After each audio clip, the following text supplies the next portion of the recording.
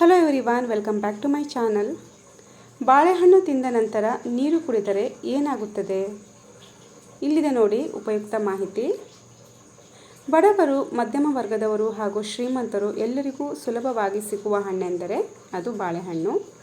ಇದರ ಬೆಲೆ ಇತರ ಹಣ್ಣುಗಳಿಗೆ ಹೋಲಿಸಿದರೆ ತುಂಬ ಕಡಿಮೆ. ಅದಕ್ಕಾಗಿಯೇ ಪ್ರತಿಯೊಬ್ಬರ ಮನೆಯಲ್ಲೂ ಬಾಳೆಹಣ್ಣು ಸಾಮಾನ್ಯವಾಗಿ ಕಾಣಸಿಗುತ್ತದೆ. ಈ ಹಣ್ಣುಗಳು ವರ್ಷವಿಡೀ ನಮಗೆ ಲಭ್ಯವಿದೆ. ಕೆಲವರು ಹಣ್ಣಿನ ರೂಪದಲ್ಲಿ ತಿಂದರೆ ಇನ್ನು ಕೆಲವರು ಮಿಲ್ಕ್ ಶೇಕ್, ಸ್ಮೂದಿ ಹಾಗೂ ಪ್ಯಾನ್ಕೇಕ್ಗಳನ್ನು ತಯಾರಿಸಿ ತಿನ್ನುತ್ತಾರೆ.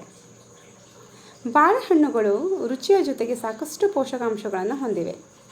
ಇದು ಜೀವಸತ್ವಗಳು, ಖನಿಜಗಳು, ಫೈಬರ್ ಮತ್ತು ಉತ್ಕರ್ಷಣ ನಿರೋಧಕಗಳಿಂದ ತುಂಬಿರುತ್ತದೆ.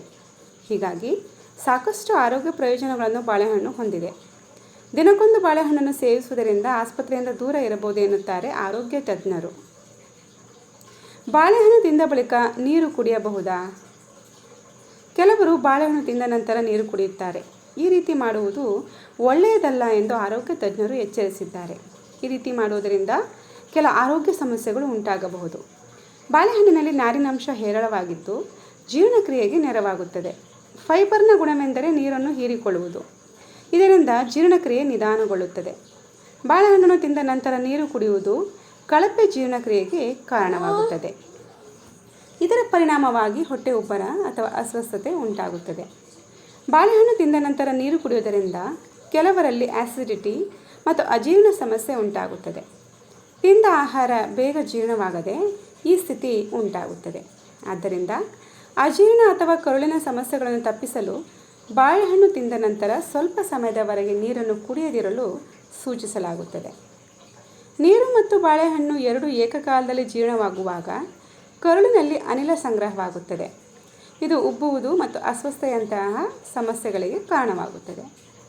ಕರುಳಿನ ತ್ಯಾಜ್ಯ ಬೇಗನೆ ಹೊರ ಹೋಗದ ಕಾರಣ ಈ ಸಮಸ್ಯೆಗಳು ಉದ್ಭವಿಸುತ್ತವೆ. ಕೆಲವೊಮ್ಮೆ ಬಾಳೆಹಣ್ಣು ತಿಂದ ನಂತರ ನೀರು ಕುಡಿಯುವುದರಿಂದ ವಿಷತ್ವವೂ ಉಂಟಾಗುತ್ತದೆ.